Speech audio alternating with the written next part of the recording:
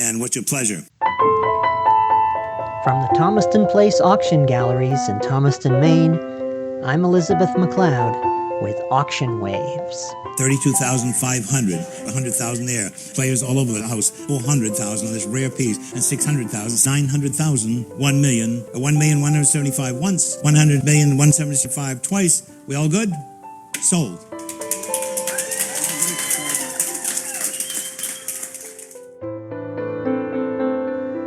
Today is good.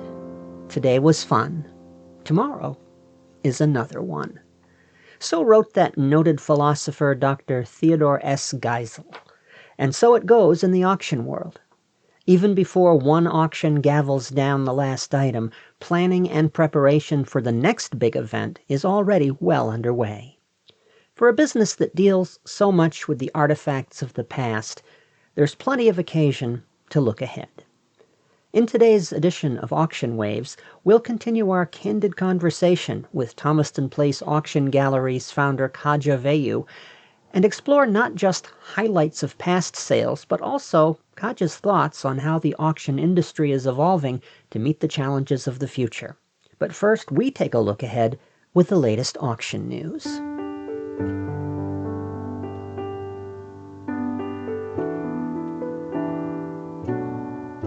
It's all hands on deck and full speed ahead as the entire Thomaston Place Auction Gallery staff looks forward to the end of August and the annual Summer Grandeur auction, this year bigger and better than ever, with 4 days of bidding excitement. Day one of this unforgettable event brings you items from the estate of one of the most intriguing women of the 20th century, legendary New York socialite, writer, and philanthropist Brooke Astor, and her husband, businessman, yachtsman, naval officer, and philanthropist Vincent Astor, with nearly 300 lots gathered from Cove End, the couple's historic summer cottage in Northeast Harbor, Maine. Don't miss this once-in-a-lifetime opportunity to display in your own home works of art, distinctive antiques in the comfortable New England summer house style, and personal belongings with unmatched provenance, connecting these items to one of America's most storied families. The second day will feature a distinguished selection of contemporary art from Maine and around the world, along with country collectibles, rare indigenous items, fine pottery, and unique works of textile art. Day 3 presents notable antiques from around the world, including nautical items, fine furniture from the 18th and 19th centuries, a choice selection of Asian art, ceramics, and antiquities, and an impressive collection of early American tall clocks from the estate of Linda Bean.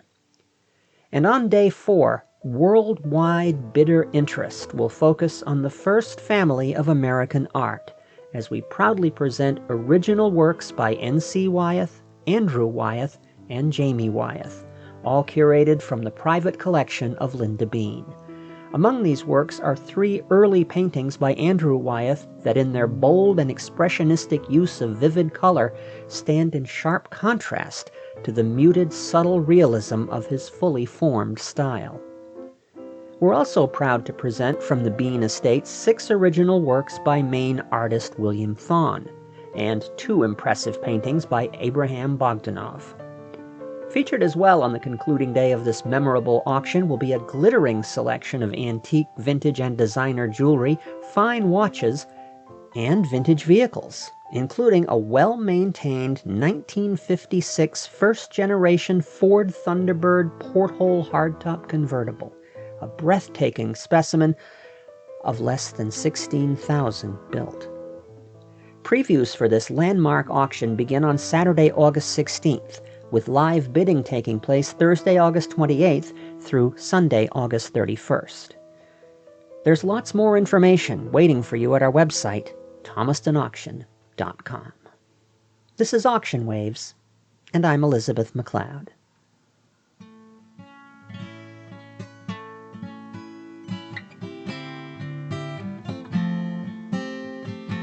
On our last Auction Waves release, we sat down with the Dean of New England Auctioneers, Thomaston Place Auction Gallery's founder and CEO, Kaja Veilleux, to review some of the highlights of his rise in this challenging, intriguing profession, and his thoughts on the state of the auction industry.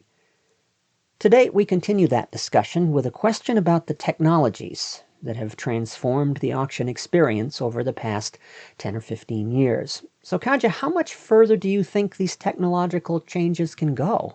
Well, I'm hoping it doesn't go any further because I've had enough of it.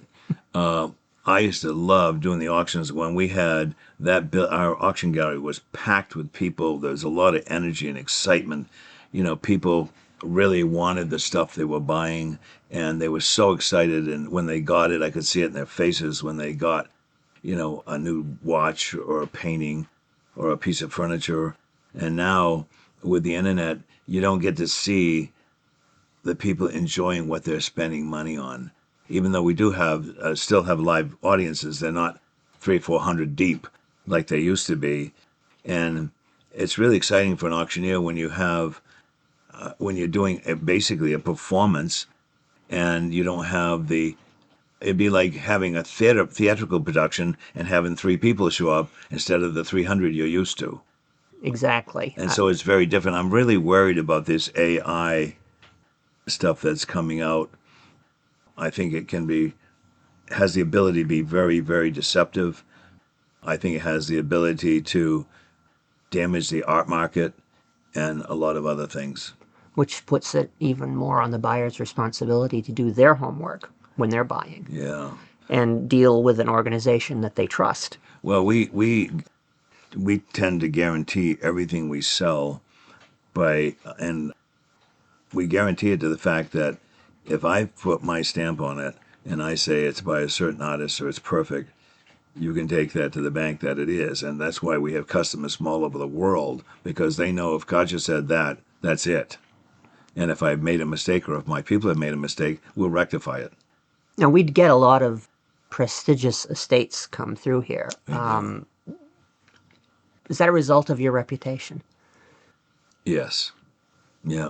We get, when I've been doing appraisals for years, and so when someone passes away in the family, usually the children must go back to the appraisal, and they say, oh, Kaja Veilleux did the appraisal, so we need to call him and see what he thinks. And I go in and I can advise the family on how to go forward, readjust the numbers sometimes. Sometimes they go up, sometimes they go down, unfortunately.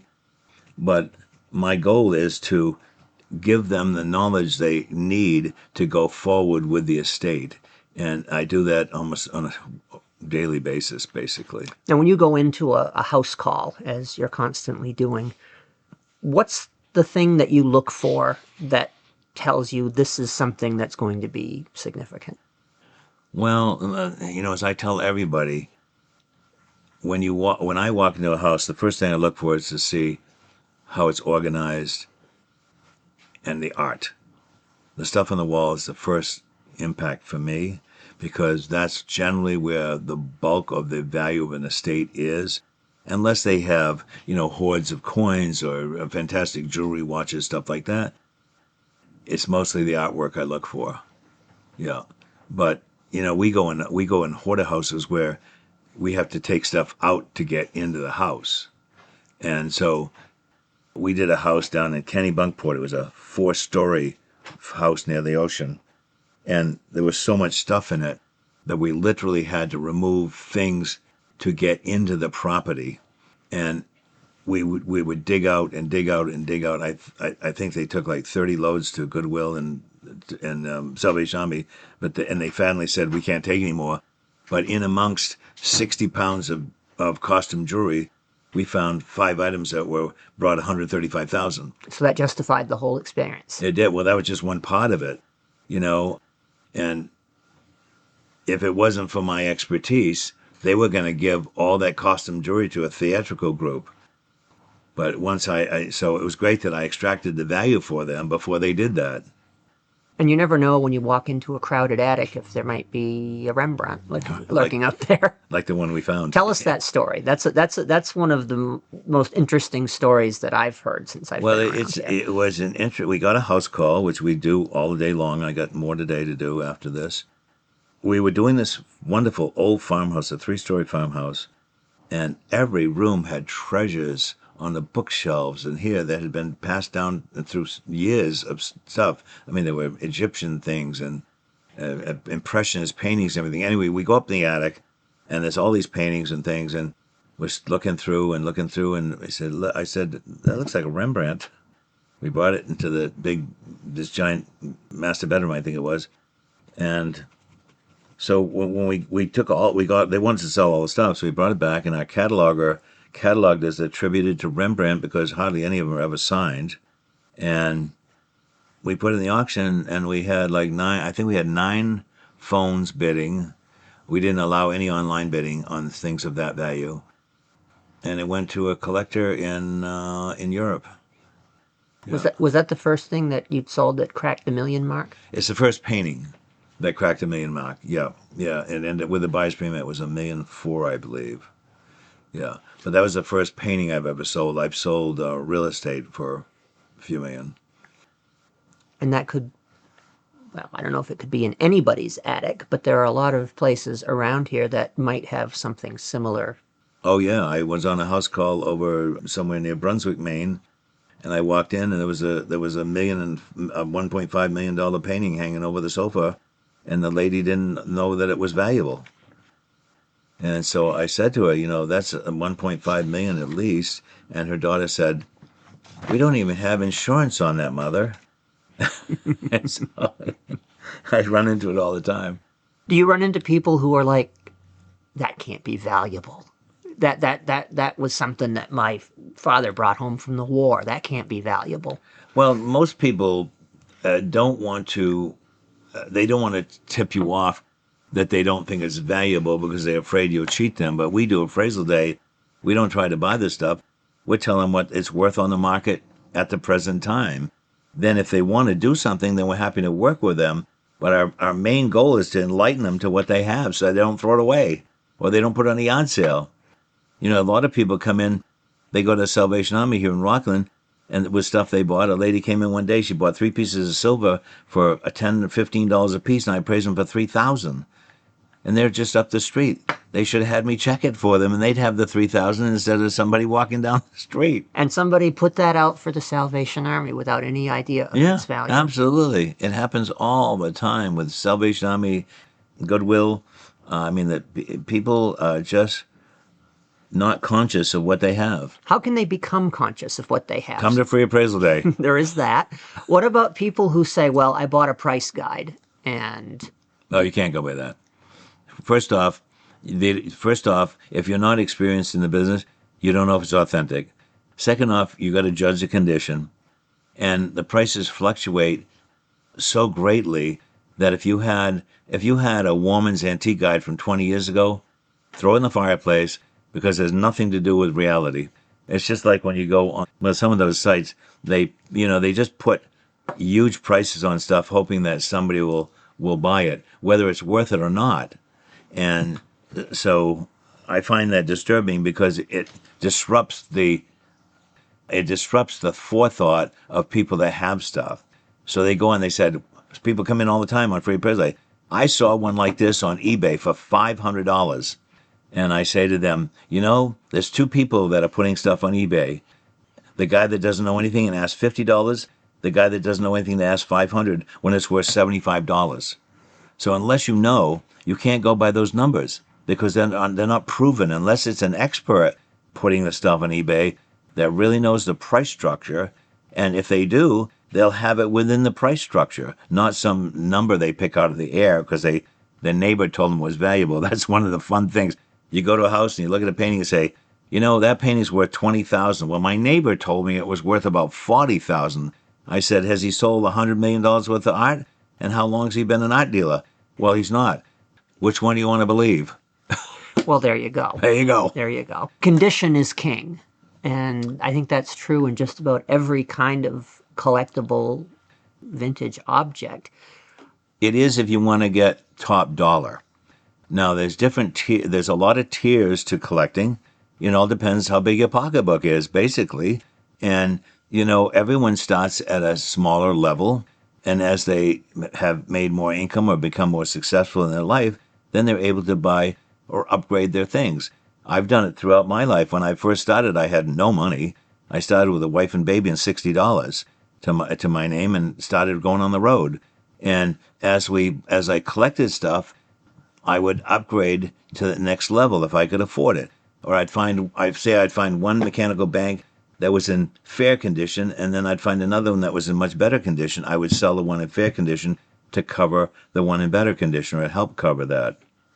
And so upgrading is a real key to building a great collection. And this is also an area where knowledge is important, because grading of anything is a very specialized field.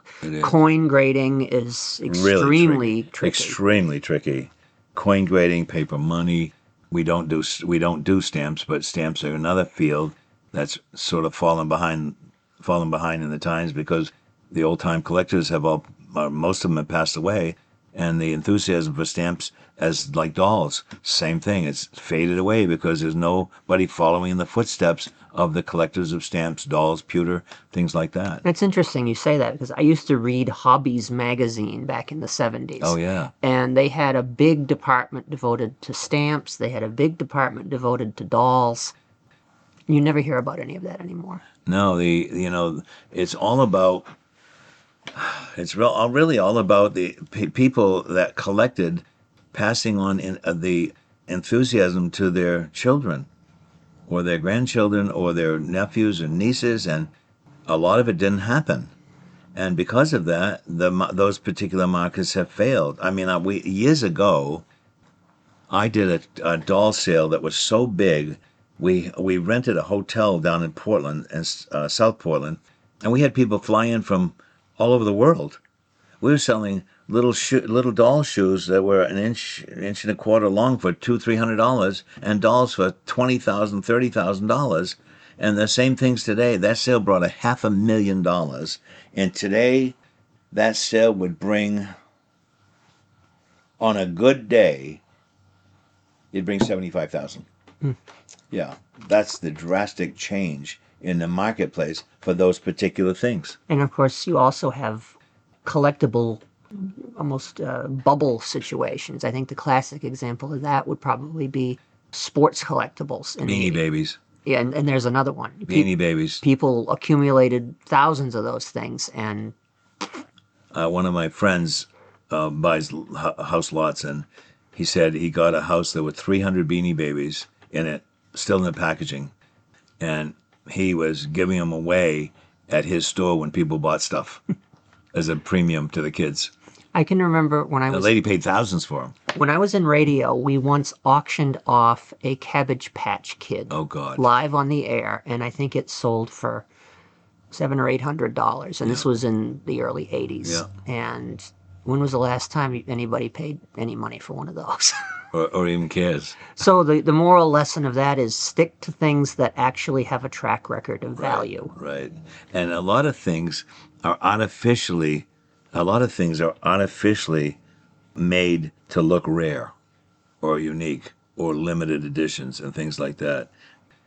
We see it all the time. People come in with, I can't mention the names, but companies that make silver medallions or things like that, and they ended up being worth the value of the metal. Even though there's beautiful artistic work to it, people don't appreciate that. They only want it because it's pure silver or pure gold or whatever. And so that's really disturbing too. If you bought it from a late-night cable TV commercial, it's probably not going to be valuable. or if you bought it from that show where they sell stuff. QVC, right. We see that all the time.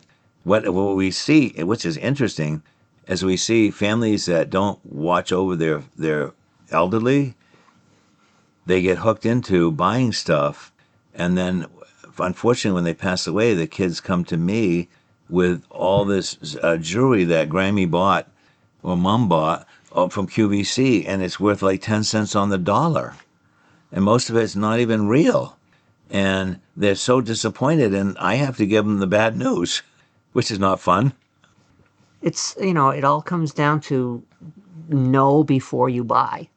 And the only way to know is to go out and actively find that knowledge. Yeah. Or make sure that you're dealing with people that have that or knowledge. Or have an advisor. I often have often are very wealthy clients who are not as educated in the field as I am that want to collect paintings or sculpture or something. And I said, listen, before you spend a lot of money on something, let me vet it for you to make sure it's authentic, it's not overpriced, and that down the road, if you need money, which they probably wouldn't, but if they did, they would be able to sell it. And so I've done that for a couple of people throughout the years, and there's a couple of people I tried to advise that has spent millions on bad stuff. People get caught up in the moment, in the emotions of the moment. Well, the emotions of the moment, and they might get caught up with a slick super salesman. One of our clients spent about $2 million on Tiffany lamps, and they were all fakes. And I said to him, I said, Joe, you should let me look at them. Oh, no, this guy, he's been doing this for years and all this kind of stuff. And anyway, $2 million later, they were all fakes. Are there credentials or certifications that you should ask to see when you're dealing with a seller of things like that? Well, most people, you don't have to be certified to be in the antique business.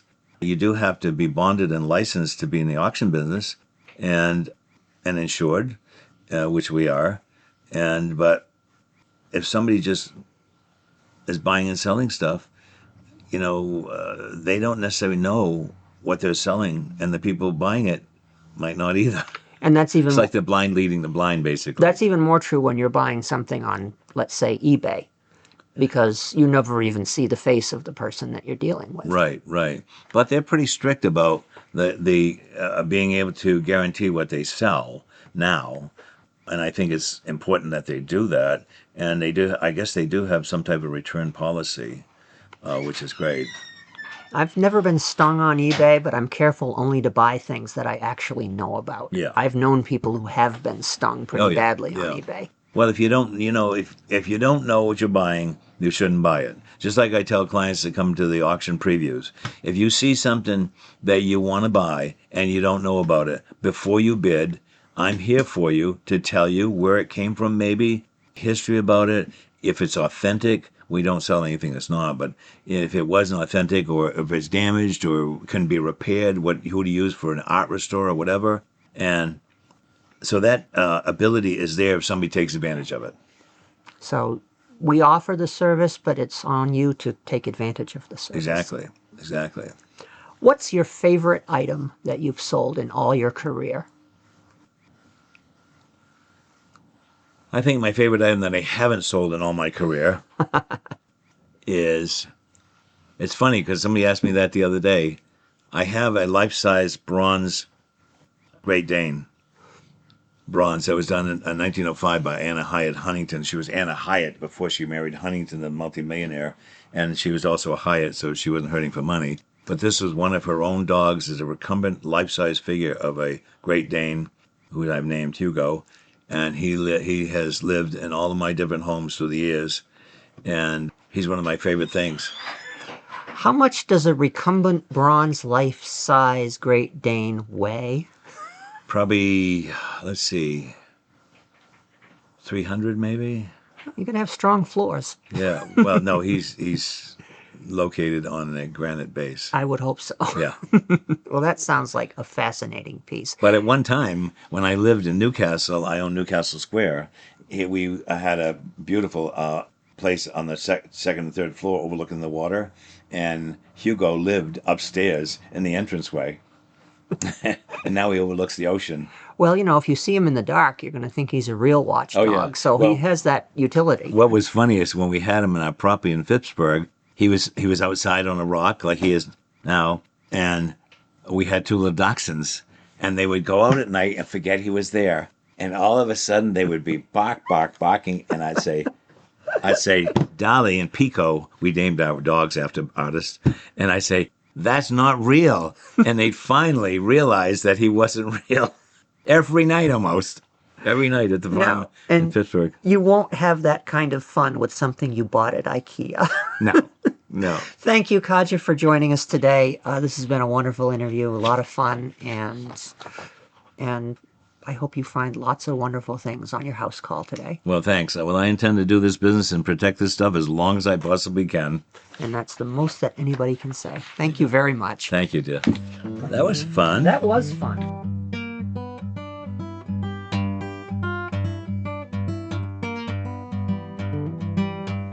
Auctions are often intense, competitive experiences where large amounts of money are at stake in the sale of works by world-known artists, furniture of exquisite workmanship, historical artifacts of unimpeachable pedigree. But in a very real way, they're also fun. It's a thrill to be the winning bidder, but even if you're not, who doesn't feel a vicarious frisson of excitement as a coveted item gavels down? Just like Kaja himself, all of us at Thomaston Place Auction Galleries know that thrill. And we know the sense of real satisfaction that comes with seeing just the right item go home with just the right owner. And who knows? Maybe that could be you. So before I sail, a reminder once again that the catalog for our 4-day summer grander auction will go online by the end of July. So keep watch on our website, thomastonauction.com. And mark your calendar, the auction takes place Thursday, August 28th through Sunday, August 31st, with previews underway starting Saturday, August 16th, and we'll be glad to see you there. Tishri Dobson is at the piano, Dave Allen is one with the guitar, and the entire program is produced, written, and edited for you by yours truly, Elizabeth McLeod, who wishes you smooth sailing and happy bidding for Auction Waves. Auction Waves is an exclusive presentation of Thomaston Place Auction Galleries in Thomaston, Maine.